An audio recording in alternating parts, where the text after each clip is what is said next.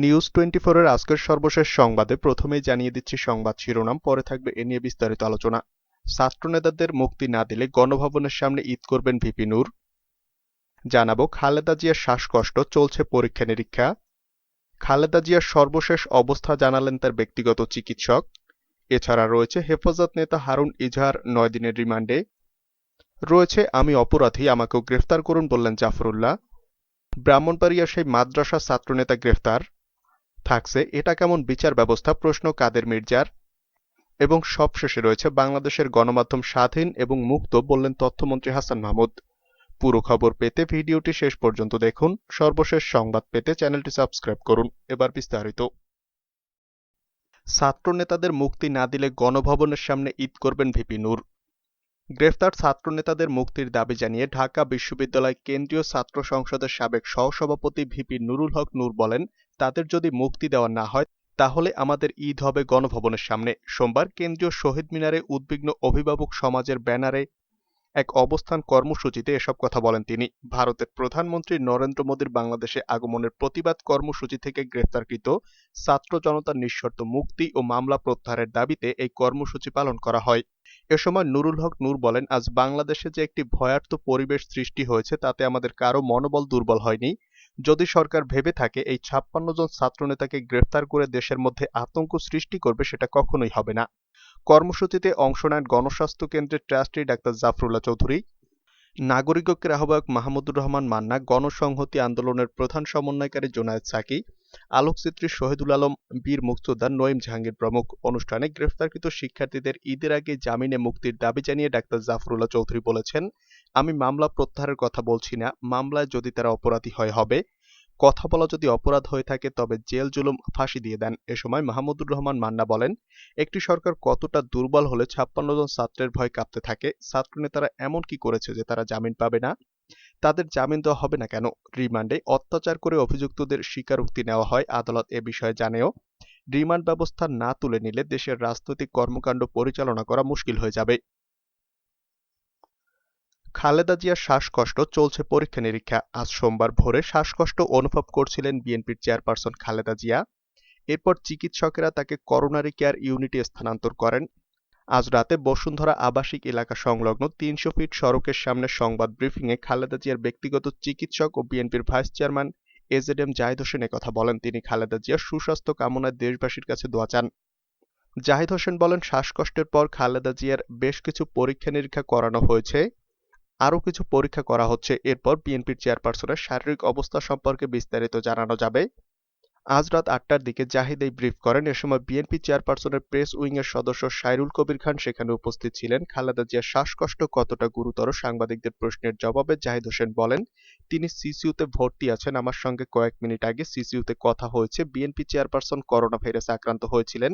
তিনি কি এখন করোনা নেগেটিভ কিনা জানতে চাইলে জাহিদ হোসেন সাংবাদিকদের ধন্যবাদ জানিয়ে ব্রিফিং শেষ করেন।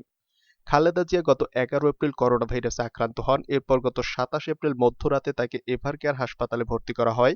চিকিৎসক শাহাবুদ্দিন তালুকদারের নেতৃত্বে ১০ সদস্যের একটি মেডিকেল বোর্ড খালেদা জিয়ার চিকিৎসার দায়িত্বে আছে। হেফাজত নেতা হারুন ইজাহার ৯ দিনের রিমান্ডে। চট্টগ্রামের লালখান বাজার মাদ্রাসা থেকে গ্রেফতার হওয়া হেফাজত ইসলাম বাংলাদেশের বিলুপ্ত হওয়া কেন্দ্রীয় কমিটির শিক্ষা ও সংস্কৃতি বিষয়ক সম্পাদক মুফতি হারুন ইজাহারের ৯ দিনের রিমান্ড মঞ্জুর করেছে আদালত।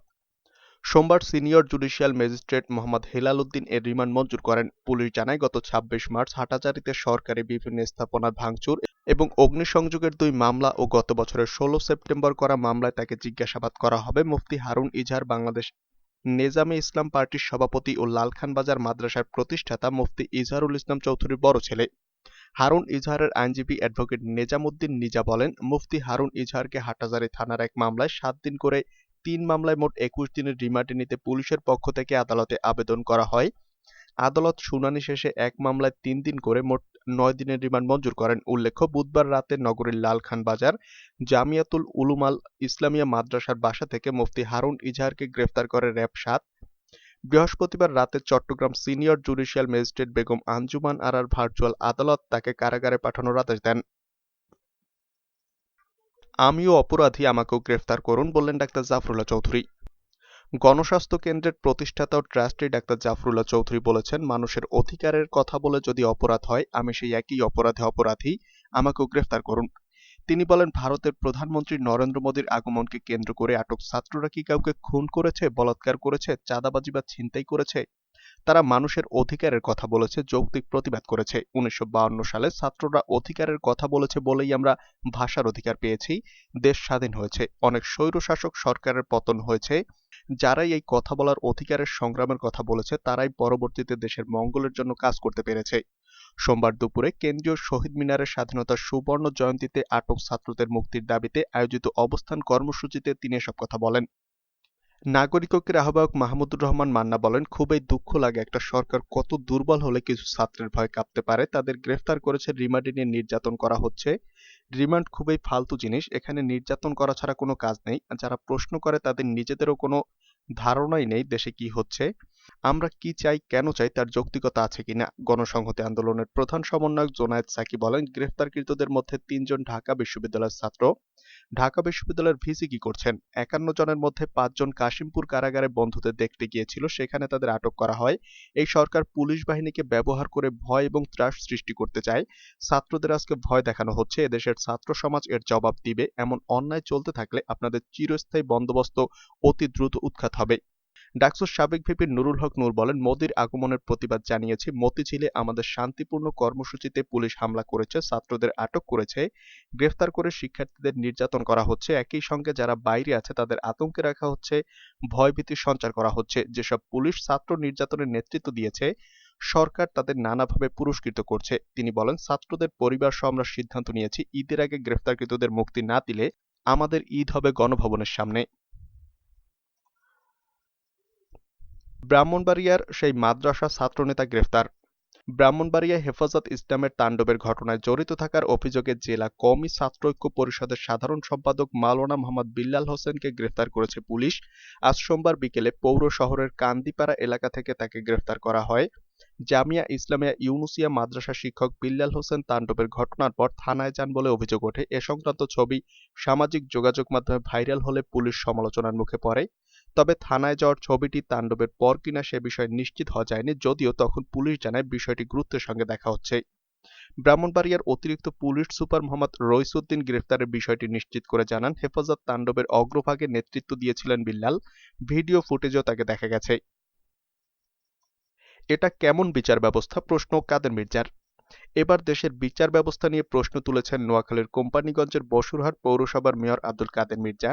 আজ সোমবার নিজের ফেসবুকে এক পোস্ট দিয়ে তিনি ওই প্রশ্ন তোলেন। সড়ক পরিবহন ও সেতুমন্ত্রী ওবায়দুল কাদেরের ছোট ভাই আব্দুল কাদের মির্জা ওই ফেসবুক পোস্টে লেখেন, মাননীয় প্রধান বিচারপতি, আইনের প্রতি সম্মান প্রদর্শনপূর্বক আপনার কাছে আমার একটি প্রশ্ন। গত ৯ মার্চ হামলার ঘটনায় মিজানুর রহমান বাদলকে ৩টি মামলায় গ্রেফতার করা হয়। এরপর ১৯ মার্চ তার একটি মামলায় জামিন হয় এবং ২টি মামলার শুনানি ২৫ মার্চ নির্ধারণ করা হয়, কিন্তু ১ ঘণ্টার পর ২টি মামলায়ও জামিন দেওয়া হয়। এটা কেমন বিচার ব্যবস্থা? আব্দুল কাদের মির্জা আরও লেখেন, অন্যদিকে আমার নিরপরাধ নেতাকর্মীদের জামিন চাইলে ১ সপ্তাহ পর পর শুনানির তারিখ দেওয়া হয়, কিন্তু জামিন দেওয়া হয় না। এদেশে এভাবে বিচার ব্যবস্থা চলে? আপনাদের কাছে আমার প্রশ্ন। আজ বেলা ৩টা ৭ মিনিটে দেওয়া পোস্টটিতে সন্ধ্যা ৬টা পর্যন্ত ৪৮ জন মন্তব্য করেছেন এবং ৩৫ জন পোস্টটি শেয়ার করেছেন। ফেসবুক পোস্ট দেওয়ার বিষয়ে জানতে চাইলে আব্দুল কাদের মির্জা মুঠোফোনে প্রথম আলোকে বলেন, উচ্চ পর্যায় থেকে নিম্ন পর্যায় পর্যন্ত একটা দুঃশাসনের কবলে পড়েছি। বর্তমান সরকারের দুঃশাসনের, পুলিশের নির্যাতনের কবলে আছি, অস্ত্রের ঝনঝনানির মধ্যে আছি।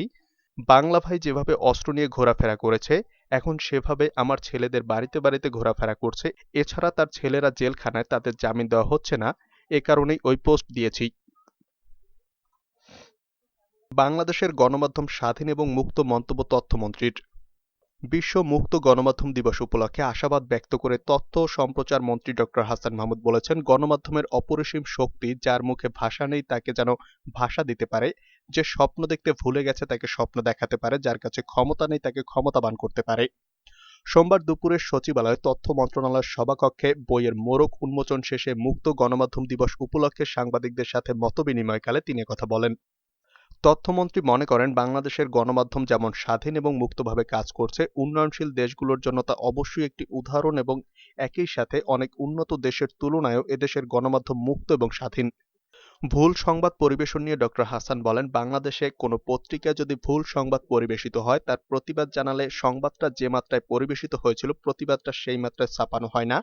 এদেশে ভুল অসত্য সংবাদ পরিবেশনের জন্য পত্র-পত্রিকার কোনো জরিমানা গুনতে হয় না, যেটি উন্নত দেশে গুনতে হয়। উন্নত দেশগুলোতে কোনো ভুল সংবাদ, অসত্য সংবাদ বা কারো ব্যক্তিগত স্বাধীনতা হস্তক্ষেপ হয়েছে এমন সংবাদ পরিবেশিত হলে কেউ যখন আইনের আশ্রয় নেন, তাদেরকে জরিমানা গুনতে হয়। এটি বিচ্ছিন্ন কোনো ঘটনা না, নিয়মিতই সেটি হয়। ডিজিটাল নিরাপত্তা আইনের আওতায় গ্রেফতার বিষয়ে দেশি-বিদেশি বেসরকারি সংগঠনের বিরূপ মন্তব্যের জবাবে তথ্য ও সম্প্রচার মন্ত্রী বলেন, এদেশের ও বিভিন্ন দেশের গণমাধ্যম নিয়ে যে সমস্ত সংগঠন বিবৃতি দেয় তাদের সাথে একমত হবার কারণ নেই।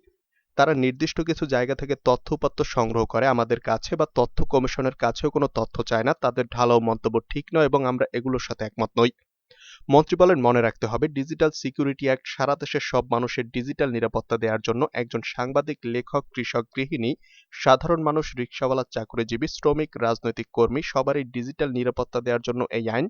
অনেক সাংবাদিক এই আইনের আশ্রয় নিয়ে মামলা করেছেন। সেই সাথে এই আইনের অপপ্রয়োগ যেন না হয়, কোনো সাংবাদিক যেন হয়রানির শিকার না হন, সেটির সাথে আমি অবশ্যই একমত। এর আগে তথ্য ও সম্প্রচার মন্ত্রী, কবি ও সাংবাদিক মিজান মালিকের মন খারাপের পোস্টার কাব্যগ্রন্থের মোড়ক উন্মোচনকালে বলেন, মানুষ যখন প্রচণ্ড আত্মকেন্দ্রিক হচ্ছে, কল্পনা হারিয়ে যাচ্ছে, সে সময় কবিতা এবং কবিতার বই অত্যন্ত গুরুত্বপূর্ণ। মিজান মালিক এখনো তরুণ, তার হাত দিয়ে আরো অনেক কবিতার বই, আমাদের সাহিত্য, আমাদের বাংলা ভাষা পাবে, এটি আমার প্রত্যাশা।